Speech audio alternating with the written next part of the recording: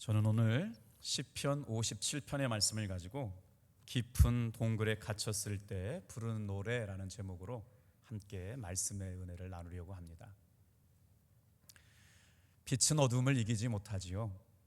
오늘은 광복절 감사 주일 예배입니다. 광복 그러면 단어가 많이 어려워가지고요. 이게 무슨 말인가 싶은데 빛광자에다 회복할 복자를 써서 빛이 회복되는 날, 빛을 되찾는 날, 이게 바로 광복이더라고요. 한 주간 동안 살면서 삶의 어려움 가운데, 위기 가운데 어렵고 힘들었던 모든 어두움이 이 예배를 통해서 여러분 놀랍게 빛이 임하여 자유하게 되는 시간들 되기를 축복합니다. 새롭게 한 주간이 시작되는 귀한 주일 아침, 저와 여러분들은 태풍도 지나가고 폭염도 한풀 꺾이고 이제는 입추도 지나서 23일이 되면 처서라는 절기를 맞이하게 되는데, 처서라고 하는 말은요, 더위를 처분한다라고 하는 거죠. 이제는 더위도 다 지나가는 것 같습니다. 힘들고 난감한 세월이지만 우리는 예수님 안에서 빛의 노래를 부르며 깊은 인생의 어둠의 동굴을 통과하게 하시려고 저와 여러분을 이 예배 자리에 불러주셨죠. 등불 하나 밝히면 천년의 어두움이 사라지게 될 줄로 믿습니다. 한 주간 가지고 살아왔던 모든 삶의 어려움이 여러분 빛으로 찬양할 때마다 우리 마음을 환하게 밝게 하실 줄로 믿는 분만 우리 크게 아멘 해볼까요? 할렐루야. 시편 57편은 시편 142편과 함께 다윗 왕이 사울 왕을 피하여 아둘람 굴이라고 하는 곳에 피신했을 때 불렀던 노래이거든요. 인생의 큰 위기를 만날 때 여러 가지 모습을 보이지만 하나님을 진짜 사랑했던 사람들은 어떤 모습으로 그 인생의 위기를 지나갔을까요? 오늘 시편이 시작되는 57편이 시작되는 다윗의 가장 귀한 고백이 있습니다. 다 같이 한번 따라해 볼게요. 주여 은혜를 베푸소서. 1절 말씀에 얼마나 다급하고 간절했든지 하나님이여 내게 은혜를 베푸소서, 내게 은혜를 베푸소서. 내 영혼이 주께 피하나이다. 주의 날개 그늘 아래서 이 재앙을 지나가게 하소서. 이번 주간에 중구등부 수련회가 있었거든요. 폭풍 속으로 들어가게 됐어요. 태풍이 오는 그날, 아주 강력한 태풍이 있는 날 중구등부 수련회가 우리 천안의 하늘샘 교회에 있었는데요. 근데 제 마음속에 무슨 확신이 있었냐면 이번 중구등부 수련회 애들이 큰 은혜 받겠다는 믿음의 확신이 들더라고요. 왜 그랬을까요? 평상시 기도했던 선생님들의 눈물의 기도를 보았거든요. 오늘 본문의 말씀에 보면 영혼이 지치고 피곤해서 어떻게 이겨야 될지 못할 때 주님께서는 주의 날개를 활짝 펴시고 그 날개 아래 깃드는 사람들을 보호하시고 지키게 하신다. 언제까지 지킬까요? 다 같이 한번 따라해 볼까요? 이 재앙들이 지나가기까지. 오늘 여기에 1절의 말씀에 보면 은혜를 베푸소서, 은혜를 베푸소서. 누가 나에게 은혜를 베풀어 주시는 분인가 아는 것이 중요합니다. 오늘 예배 가운데 은혜를 베풀어 주시는 분은 하나님이신 줄로 믿습니다. 그러면서 이 은혜라고 하는 단어가 영어 성경에는요 달리 표현되어 있어요. NIV 버전으로 한번 읽어드려 볼게요. Have mercy on me, O God, have mercy on me, for in you my soul. 내 영혼에 mercy라고 하는 것을 좀 공급해달라는 거예요. mercy라고 하는 것을 좀 부어달라고 그러는데 여기서 mercy는 뭐냐면요, 긍휼하심, 자비로우심. 무슨 말이냐면 하나님의 은혜가 아니면 한 발짝도 못 나가겠어요. 하나님의 도움이 아니시면 도저히 살아갈 만한 힘이 없습니다. 주님 도와주세요. 이게 바로 긍휼이고 이게 바로 자비입니다. 오늘 우리가 예배를 드릴 때 어떤 마음으로 와요? 지금 다윗은 자신의 목에 칼을 들이대고 창을 들이대고 있는 사울 왕을 피하여 숨길 곳을 찾지 못하여 아둘람 굴에 도망가서 깊은 동굴에 갇히게 되었거든요. 그러니 주님의 은혜가 얼마나 간절하게 필요했을까요? 주님의 은혜 말고는 버틸 수 있는 힘이 없는 이들을 향하여 주님께서 위로하여 주시는 말씀. 그런데 인생을 살다 보니까 이게 깨달아져요. 여러분, 깊은 동굴에 빠져 있을 때라야 진정한 하나님의 은혜를 구하게 될 줄로 믿습니다. 정말 하나님의 은혜가 필요한 순간이 되어야만 하나님의 은혜를 갈망하게 되는 것이죠. 그래서 때로는 하나님께서 우리에게 눈물도 나게 하시고 힘든 일도 겪게 하시고 아픈 일도 경험하게 하세요. 저는 잘 몰랐는데 제가 설교할 때 이렇게 희죽희죽 잘 웃더라고요. 그때는 어떤 분이 기분 나쁘대요. 목사님은 뭐가 좋아가지고 날마다 저렇게 희죽희죽 웃냐고. 나는 힘들어 죽겠는데. 죄송해요. 웃어서 죄송해요. 이렇게 쪼크로 안 받고 심각하게 받으니까 이상해졌어요. 나는 너무나 기쁘고 너무나 감사해, 너무나 행복해가지고 정말 주님의 은혜로 웃고 살았더니 살기에 너무 힘든 분들은 뭐가 저렇게 좋아서 웃고 다니냐 말이에요. 그러니까 여러분, 제가 슬쩍슬쩍 웃더라도 목사님 속은 속이 아닐 거라고 위로 받으세요. 제가 웃는다고 다 웃겠어요? 오늘 하루도 은혜가 아니면 살아갈 수 없기에 이 시간을 저와 여러분이 불러주신 줄로 믿습니다. 그런데 오늘 말씀을 받으면서 은혜가 되는 게 있어요. 주 날개 아래 어떻게 해요? 이 재앙이 지나갈 동안 내가 피하겠나이다. 어디서 위로를 받죠? 어디서 인생의 소망을 가져요? 주님의 날개 아래예요. 그 어떠한 삶의 형편인지 잘 몰라요. 어떤 아픔이 있었는지, 어떤 눈물이 있었는지, 어떤 힘든 일이 있었는지 잘 몰라요. 그런데 오늘 주님께서 저와 여러분들을 어디로 인도해 가시느냐? 인생의 깊은 동굴 가운데 있는 사람들을 향하여 주의 날개 아래 그 재앙이 지나가기까지 피하게 하실 줄로 믿습니다. 그 수련회를 갔는데 말이에요. 수련회가 꼭 그 힘든 그 천안 하늘샘 교회가 방주처럼 생겼더라고요. 아니, 태풍이 오는 날 수영을 한다는 거예요. 기절할 뻔했어요. 이 태풍이 오는 날 중고등부 애들이 수영을 한대요. 우리 어떡하냐 그랬더니 목사님 교회 앞에 풀장을 만들었어요. 가보니까 해도 되겠더라고요. 그거 있잖아요. 워터 슬라이드로 해가지고 중고등부 아이들이 한 130명 모였는데 얼마나 뜨겁게 찬양하고 예배하고 기도하는지. 누가 제일 많이 은혜 받았는 줄 아세요? 선생님들이 제일 많이 은혜 받아요. 다 보니까 우리 선생님들 다 울고 있어요. 얼마나 감사한지. 아이들을 진짜 사랑하는 선생님들의 눈물. 여러분, 하나님의 은혜의 날개 피하면 어떤 일이 일어나느냐?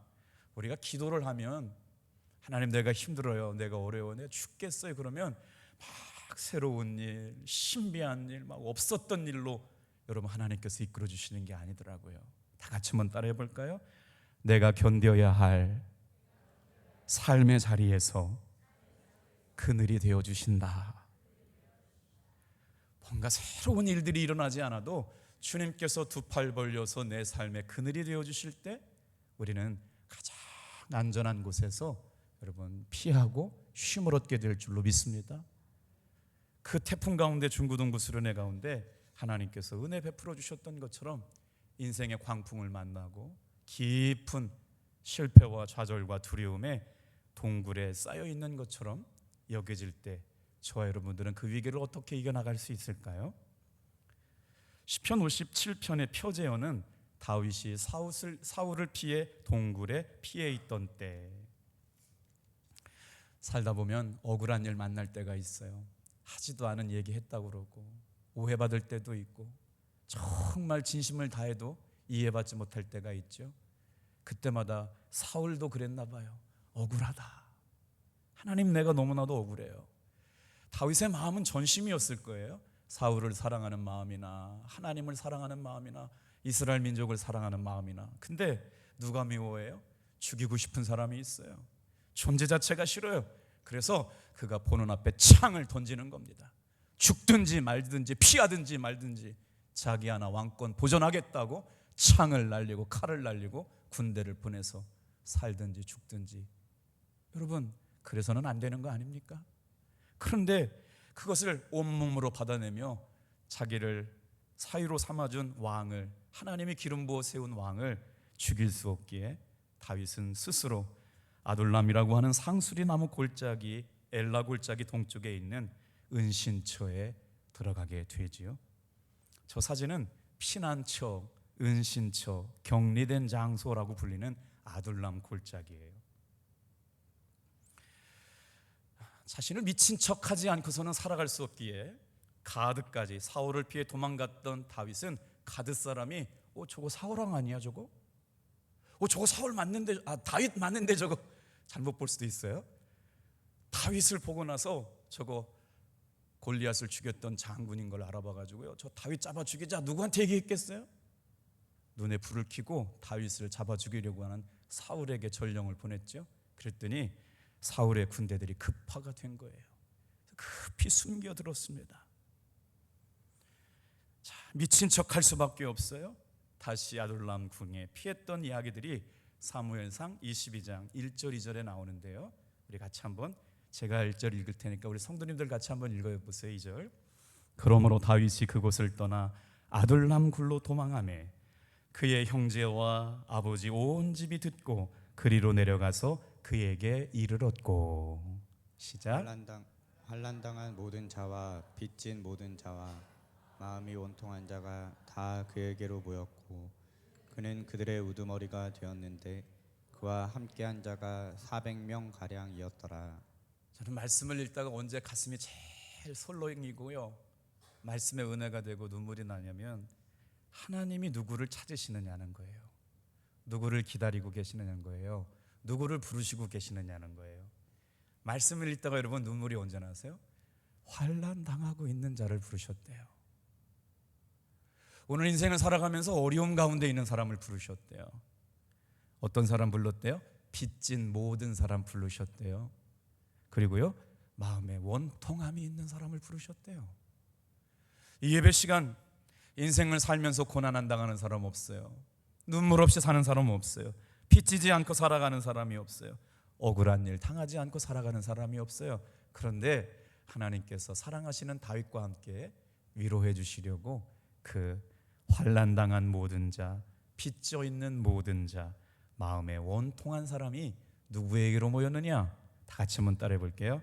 다 그에게로 모이고. 우리가 드리는 예배 시간이 이런 예배 시간 되었으면 좋겠어요. 마음이 아픈 사람, 눈물 나는 사람, 어딘가 깃댈 곳이 없는 사람, 인생이 지치고 피곤한 사람이 다 다윗과 함께 모여들었다는 거예요. 근데 그곳은 깊은 동굴이에요. 생명이 위협받는 줄이에요. 자연적인 동굴이지만 가시 덤불 속에 감추어져 있는 저 동굴은 10명 남짓 들어가면 다 들어갈 수도 없는데, 사진, 그 다음 사진 한번 보여주시겠어요? 성경을 읽다 보면 성경이 잘 이해가 되지 않을 때가 있어요. 저기는 분명히 아둘람 굴이거든요. 10명 정도만 들어가면, 무장한 군대가 입장했다면 더 이상 들어갈 수가 없는데 다윗을 따르고 있는 사람은 몇 명이냐? 400명이랍니다. 저기에 어떻게 400명이 들어가요? 그런데 저곳은, 아둘람이라고 하는 저곳은 석회석이 많은 지방이어가지고 저런 동굴들이 많았어요. 그러니까 지금 다윗이 들어가 있는 저 동굴은 저 동굴만 있는 게 아니라 저런 비슷한 동굴들이 여러 개 펼쳐져 있는 가운데 저기에 숨어 있게 된 것이죠. 다윗이 이 시편을 지을 때 얼마나 마음이 힘들었냐면요, 성경의 말씀이 은혜가 되는 건 뭐냐면 꼭 나에게 주시는 말씀이거든요. 설교 말씀을 전하고 나서 우리 성도님들이 저한테 해주실 때 이런 얘기들을 제일 많이 하세요. 목사님, 어떻게 내 마음을 그렇게 잘 알고 계셔서 말씀을 말씀하세요? 성경의 이야기가 그래요. 한번 생각해 보세요. 다윗이 왜 외로웠을까요? 왜 힘들었을까요? 왜 깊은 동굴에 갇혔을까요? 자기의 목숨을 노리는 사람이 있었다고요. 사울왕이 다윗을 죽이려고 마음먹었어요. 그러면 안 되는 거 아닙니까? 그래서 할 수 없이 유대 광야의 깊은 동굴을 찾아 숨어들게 된 거죠. 사울의 칼이 언제 날아올지 몰라요. 깊은 잠이 들 수도 없어요. 그래서 추워서 잠을 잘 수도 없고 열악한 환경 가운데 먹을 것도 없는 그 순간 가운데 그의 심정이 어땠는지 보여주는 구절들이 2절, 3절, 4절이에요. 같이 한번 읽어볼게요. 시작. 내가 지존하신 하나님께 부르짖으며 곧 나를 위하여 모든 것을 이루시는 하나님께로다. 그 다음에요. 그가 하늘에서 보내사 나를 삼키려는 자의 비방에서 나를 구원하실지라. 하나님이 그의 인자와 진리를 보내시리로다. 내 영혼이 사자들 가운데서 살며 내가 불사르는 자들 중에 누웠으니 곧 사람의 아들들 중에라. 그들의 이는 창과 화살이요 그들의 혀는 날카로운 칼도다. 어때요? 표현이 어떻게 해요? 세상에 하나님 앞에 부르짖지 않을 수 없는 상황에 내박쳐졌어요. 그래서 사람들이 뭐라고 그래요? 그물을 준비했어요. 모든 사람들이 삼키려고 달려들어요. 그리고 나서 진리를 왜곡하고 하나님 앞에 정말 믿음 가지고 살아보려고 하는 사람을 향하여 불사르는 것 같은 가운데 그들의 이는 쏘는 창과 화살 같고 그들의 혀는 우리를 찌르는 날카로운 활과 같대요. 이런 심정 가운데 하나님이 사랑하시는 다윗은 어떻게 했을까요? 다 같이 한번 따라해 볼게요. 동굴에 갇혔어도 찬양한 다윗. 오늘 인생을 살면서 여러분 가장 힘든 인생의 위기 가운데 시간을 지내고 계신 분이 계시다면 오늘 말씀을 잘 기억하시길 바랍니다. 인생의 깊은 동굴에 갇혀 있을 때라도 하나님 앞에 찬양할 수 있는 여러분 되기를 주님의 이름으로 축복합니다. 그래서 우리 한번 따라해 보실래요? 하나님이 숨겨주시는 사람은 결코 사람이 찾을 수 없습니다. 사실 힘들어가지고 사울을 피해가지고 동굴에 들어가는데 그 동굴로 인도하신 분은 누구냐? 하나님이셨거든요.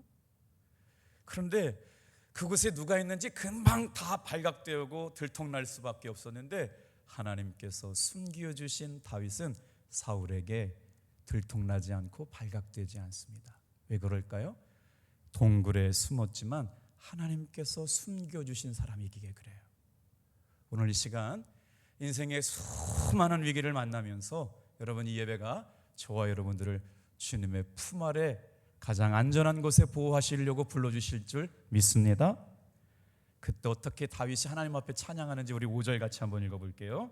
시작. 하나님이여 주는 하늘 위에 높이 들리시며 주의 영광이 온 세계 위에 높아지기를 원하나이다. 다윗이 죽음이 눈앞에 와 있는 그 순간에도 하나님을 영화롭게 하는 일, 하나님께 영광을 돌리는 일을 생각하고 찬양하고 노래하고 있다는 거예요. 사랑하는 성도 여러분, 오늘 이 예배 시간에 하나님이 숨겨주시는 사람은 세상이 찾지 못할 줄로 믿습니다. 주의 날개 아래 깃드는 여러분 되길 바라요. 그런데 그럼에도 불구하고 예수님 믿고 주일에 나와서 예배하고 찬양하고 목숨 걸고 신앙생활 하겠다고 다짐하게 되는데 그럼에도 불구하고 억울한 일이 있대요. 얼마나 억울했을까요? 오늘 시간에도 여러분 인생 살면서 억울한 일 많으셨죠? 우리 6절 말씀 같이 한번 읽어볼게요. 시작. 그들이 내 걸음을 막으려고 그물을 준비하였으니 내 영혼이 억울하도다. 그들이 내 앞에 웅덩이를 팠으니 자기들이 그 중에 빠졌도다. 잘 견디는 것이 이기는 것인데요, 버티다 넘어지는 게 우리 인생 아닌가요? 그런데 여러분 버티는 것만이 능사가 아닙니다. 바람이 불면 바람이 부는 대로 피해야 하고요, 살다가 힘들면 울기도 해야 하지만 바람이 잦아들면 툭툭 털고 일어나시기를 주님의 이름으로 축복합니다. 언제나 깊은 동굴에 갇혀서 울고 있을 수만은 없는 일 아닙니까? 말씀을 준비하다가 김수영이라고 하는 시인이 쓴 풀이라고 하는 시에 큰 은혜를 받아서 함께 나눠볼까요? 비를 몰고 오는 동풍에 나부끼는 풀을 잇대어 자신과 같이 고백한 풀인데, 풀이라는 시인데 더 훨씬 길지만 3년만 보여드릴게요. 풀이 눕는다. 바람보다 더 빨리 눕는다. 바람보다도 더 빨리 울고 바람보다 더 먼저 일어난다. 사랑하는 성도 여러분, 인생의 깊은 바람이 불어올 때, 바람이 불면 잠시 누워야 될 줄로 믿습니다. 그런데 바람이 지나고 나면 계속 누워 있으면 안 돼요. 피할 때는 주님께 피했지만 힘 주시면 다시 일어나서 찬양하는 여러분 되길 바랍니다. 언제 빨리 일어나야 된대요? 바람보다 더 빨리 일어나야 된대요. 그러면서 다윗이 억울한 일이 많습니다. 슬픈 일이 많습니다. 걸어가는 걸음을 막으려고 하는 사람들이 그물을 준비해 놓았습니다. 내 영혼이 너무나도 억울합니다. 내 억울함을 알아줄 사람이 없습니다. 아무리 진실하게 얘기해도 오해받기 십상입니다. 그들은 마치 내가 웅덩이에 빠지기를 바라는 사람 같아 보입니다. 그러나 결국 하나님 앞에 진실했던 깊은 웅덩이에 빠져서도 찬양을 드렸던 다윗은 건짐을 받게 되죠.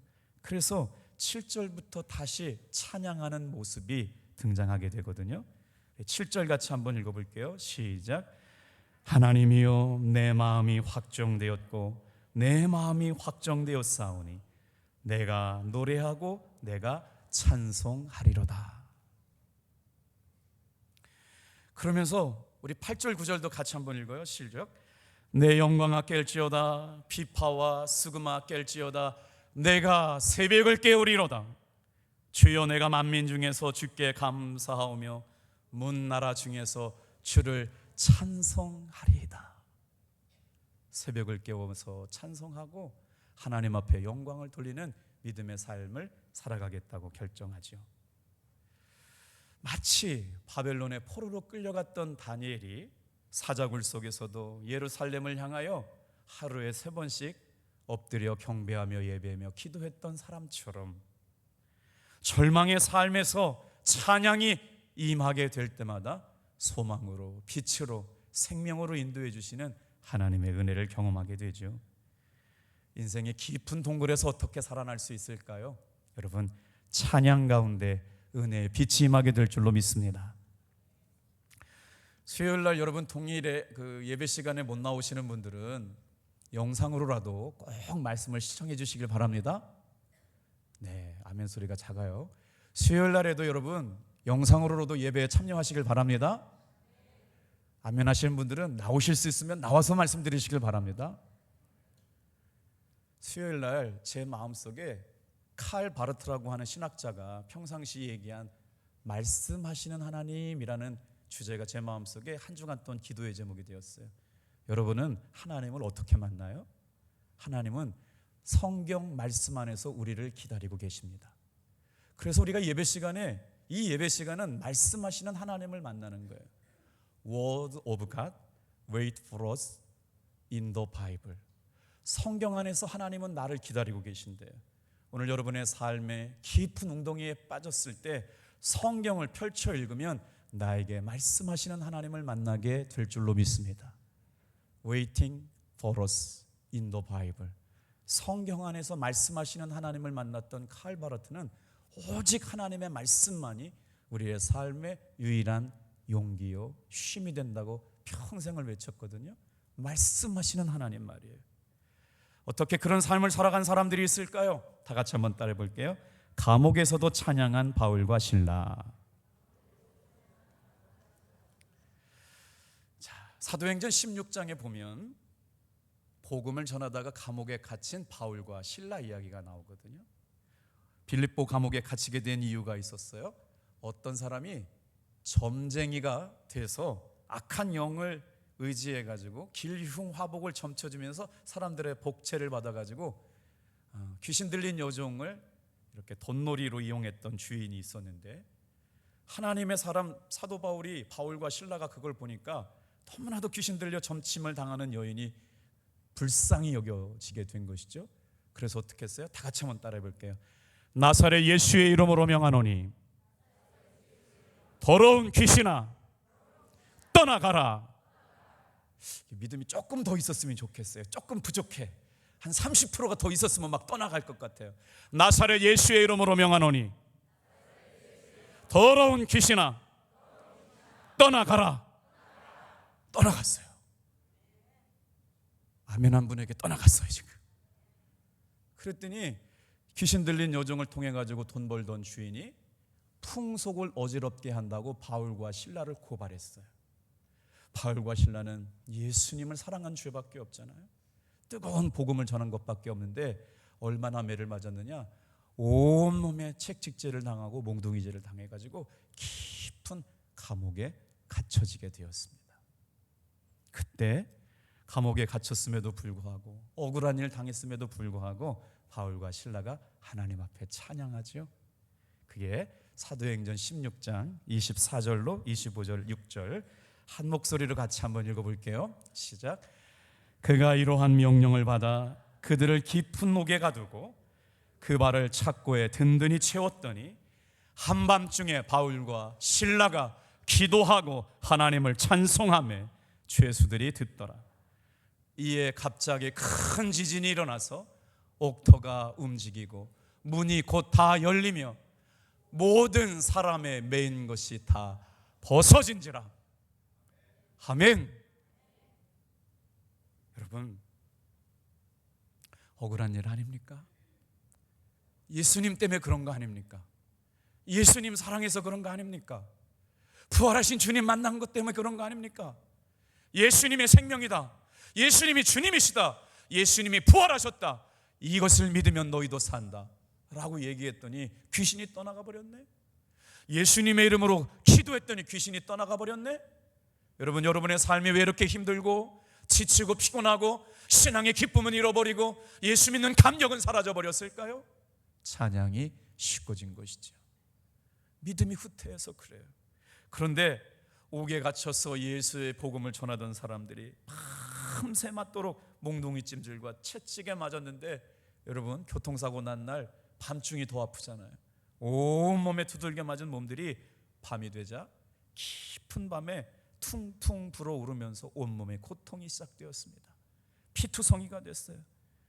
유대인들이 가지고 있었던 그 채찍이 어떻게 됐다고요? 갈고리에 이렇게 날카로운 것들이 쇠사슬처럼 박혀가지고 한번 가꾸면 살점이 떨어져 나가는 걸로 계속 맞았다고 하니까 억울한 일 아닙니까? 피 철철 흘리고 고통이 있을 때 한밤중에 바울과 실라가 따라해 볼까요? 기도하고 하나님을 찬송하며. 사랑하는 성도 여러분, 우리가 힘들고 어려울 때 기도하고 찬송하면요, 들어야 할 사람이 듣게 된 줄로 믿습니다. 하나님께서 기도하게 하실 때가 있다고요. 고난 중에 찬송했더니 놀라운 결과가 일어났습니다. 옥토가 흔들리고 옥문이 열리게 된 것이죠. 여러분, 사랑하는 성도 여러분, 얼마나 힘든지 얼마나 어려운지 다 가늠이 되지 않아도 여러분, 고난 가운데 하나님을 찬양할 때 옥토가 흔들리고 옥문이 열리는 역사가 경험되어질 줄로 믿습니다. 그리고 나서 놀라운 역사가 일어나요. 옥토가 움직이고 문이 다 열리며, 한번 따라해 볼게요. 모든 사람의 매인 것이 다 벗어진지라. 오늘 이 시간 예배를 통하여 지금 가지고 나왔던 삶의 모든 문제가 다 벗어지게 되기를 축복합니다. 자유하게 되기를 축복합니다. 어둠은 떠나가고 빛이 임하기를 바랍니다. 그랬더니 기쁜 거지요. 어떻게 돼요? 그것을 듣고 보고 있었던 간수장이 예수를 믿고 구원받고 그 가정에 놀라운 하나님의 구원이 임하게 된 것입니다.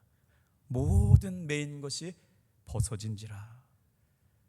삶의 깊은 위기 가운데 만난 하나님의 사람들이 어떻게 그 위기를 이겨나갈 수 있을까요? 찬양하며 이기는 것 아닐까요? 인생의 삼중고라고 하는 걸 여러분 들어보셨어요? 살아야 되나 말아야 되나, 이렇게 사는 것보다 죽는 게 낫지 않나. 인생의 삼중고는 죄의 문제, 죽음의 문제, 고통의 문제를 이야기하는 건데요, 이런 고통의 문제 가운데 억울하게 포로 수용소에 갇혀 있었던 사람이 있었습니다. 놀랍게도 그는 제2차 세계전 당시에 유대인이라는 이유로 악명 높은 아우슈비츠라고 하는 포로 수용소에 강제로 수감되었는데, 몇 년 동안 수용되었냐면요, 3년 동안 갇히게 되었거든요. 주변에 한 사람 두 사람이 다 죽어나가기 시작해요. 어떤 사람은 비료 공장에 가서 피로 만드는 재료가 돼요. 거기서 얼굴 낯빛이 어두워지거나 병색이 깊은 사람들을 다 뽑아가지고요, 생체 실험을 보내는 거예요. 비료 만들고 비누 만들고 뭐 이런 곳으로. 그러니까 어떻게 해요? 이런 유리 조각을 깨트려 가지고 남들보다 핏기가 더 날게 하려고 이렇게 분칠을 하듯이 자기 피로 얼굴을 화장하고 나서 하루를 또 살아요. 근데 옆에 있던 사람이 시름시름 앓다가 붙잡혀 가지고 죄가 돼버렸네요. 유대인이라고 하는 이유만으로 3년 동안 아우슈비츠 강제 포로수용소에서 이런 아픔을 겪게 되면서 깊이 생각하게 되었대요. 내가 지금 살아봐야 뭐하나. 이분은 빅터 프랭클이라고 하는 분인데요, 정신과 의사였어요. 그리고 나서 그럼에도 불구하고 하나님이 나에게 주신 내 안에 빼앗아갈 수 없는 자유가 있는데, 이 자유는 환경이 어떠하든지 간에, 포로수용소가 됐든지 간에, 감옥이 됐든지 간에 이 내 안에 있는 자유는 빼앗아갈 수가 없다고 해서 다른 사람을 돕기 시작했대요. 자기보다 더 배고픈 사람에게 빵을 나누어 줘가지고 주는 기쁨을 경험해 봤고요. 오늘도 하나님이 살려주신 그 은혜가 너무나 감격해서 절망하고 낙심하고 있는 사람에게 찾아가서 위로의 말을 건넸답니다. 사랑하는 성도 여러분, 우리 예수 믿는 사람들이 인생의 감옥에 갇혀 있는 사람들에게 이와 같은 믿음의 빛을 발하기를 축복합니다. 곁에 서서 울어줄 수 있는 사람, 따뜻한 말로 손 한번 잡아줄 수 있는 사람. 그래서 무언가 창작하거나 무언가 하나님의 은혜로 새로운 노래를 만들거나 글을 쓰거나 만들어가는 창조적 가치를 가지고 삶의 의미를 발견하면 죽지 않고 살아갈 수 있다. 어렵고 힘들어하며 절망 가운데 있는 사람들과 접촉하고 그와 함께 나누고 위로하고 경험한 삶의 경험에 가치가 있다면 나는 오늘도 살아갈 이유가 있다. 사람들을 돕고 내가 오늘 하루 이런 어려운 삶의 환경 가운데도 살아갈 의미를 찾아가도록 발견하는 일, 절망과 죽음 앞에서 자신의 진정한 자유를 누릴 수 있는 태도적 가치를 발견하고 죽지 않고 살아갈 의미를 발견했대요.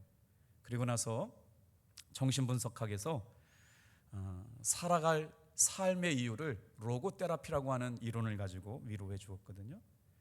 사랑하는 성도 여러분, 우리가 사는 삶도 마찬가지죠. 인생에 수많은 위기가 닥쳐오지만 우리는 그곳에 함몰되지 않고 문제보다 더 크신 하나님을 바라볼 수 있는 여러분들 되길 바랍니다. 주님께서 뭐라고 말씀하시느냐? 시편 34편 19절 말씀 크게 한번 읽어볼게요. 시작. 의인은 고난이 많으나 여호와께서 그의 모든 고난에서 건지시는도다. 어려운 일을 당하다 보면 하나님 원망하고 하나님 의심하게 될 때도 있는데요, 성경에도 보니까 예수 믿는 의인들도요 고난받았어요.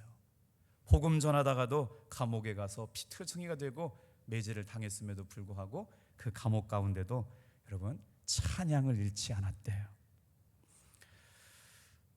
동굴 가운데 갇혀있는 사람에게 주신 하나님의 가장 큰 은혜가 뭘까요? 동굴은요 왜 어려워요? 길이 없다는 거 아니에요? 도망갈 길이 없다는 거잖아요. 그런데 하나님께서 그곳에 갇혀있는 사람들에게 은혜를 베풀어 주시는 건 뭘까요? 빛이 임하는 겁니다. 오늘 이 시간 저와 여러분의 찬양 가운데 하나님이 주시는 빛이 임하게 될 줄로 믿습니다. 여러분, 터널은 통과하는 거예요. 어둠의 구간만 지나고 나면 빛이 있는 시간이 지나가요. 그래서 성도에게 믿음은 터널입니다. 동굴에 갇히는 것이 아니에요. 오늘 찬양할 때 저와 여러분의 삶에 동굴에서 한 줄기 빛이 임하여 주님과 동행하는 삶을 살게 될 줄로 믿습니다. 우리 대한민국 성도님들이 좋아하는 찬양 우리 같이 한번 불러볼게요. 이게 깊은 인생의 동굴을 지날 때 불러야 할 찬양이 있다면 어떤 걸까요? 저희 집은요 추석이나 설날 명절이 되면 찬양을 부르는데 저희 아버님은요 한 장밖에 부를 줄 몰라요. 지금까지 지내온 것, 지금까지 지내온 것 주의 크신 은혜라. 그러면요 어머니가 울기 시작해요. 이 찬양 한 절을 못 넘어가요. 아버지가 울고 어머니가 자녀들을 위하여 기도하며 울고 함께 찬양하며 지금까지 지내온 하나님의 은혜를 찬양하죠. 자, 또 있어요. 나의 갈 길 다가도록 한번 해볼까요? 나의 갈 길 다가도록 예수 인도하시니. 또 이런 찬송 부르면서 인생의 깊은 동굴 가운데 하나님을 사랑하는 사람들을 찬양하는 찬송가는 어디에 많이 나오냐면요, 찬송가 앞부분에 많이 나오거든요. 자, 그리고 나서 어떤 찬송을 많이 불러요? 찬송가 369장이요. 죄짐 맡은 우리 구주 어찌 좋은 친군지, 걱정 근심 무거운지 우리 주께 맡기세. 찬송가 384장. 나의 갈 길 다가도록 예수 인도하시니. 오늘 인생의 어려운 문제를 만날 때마다 하나님의 사람들은 깊은 동굴에서 찬양을 하고 억울하게 매맞는 장소 감옥에 갇혀서도 하나님을 찬양했죠. 또 어떤 찬양이 있어요? 338장. 내 주를 가까이 하게 함은 십자가 짐 같은 고생이나. 마지막으로 370장. 주 안에 있는 나에게 딴 근심이 있으랴. 사랑하는 성도 여러분, 깊은 감옥에 갇혀 억울한 일을 당할 때에도 하나님 앞에 찬양을 드릴 수 있는 믿음의 성도들 되길 바랍니다. 어려운 일을 당할 때 성도는 찬양을 불러야 해요. 마지막이에요. 다 같이 한번 따라해 보겠어요. 요양병원에서 부르는 찬양. 어떤 찬양이 하나님 앞에 참 기쁨을 드릴 수 있는 찬양이 될 수 있을까를 묵상했어요. 첫 번째는 동굴에 갇혀 있었던 동굴 찬양대원 다윗의 찬양을 묵상했고요. 억울하게 깊은 감옥에 갇혀 있었던 바울과 실라의 찬양을 묵상했거든요. 이제 마지막으로 인생이 얼마 남지 않아서 요양병원에 입원했어요. 특별히 호스피스 병동은 이제는 몰핀을 주사 맞고 고통을 잊은 채 주님이 불러가시는 때를 기다리면서 기도하는 장소죠.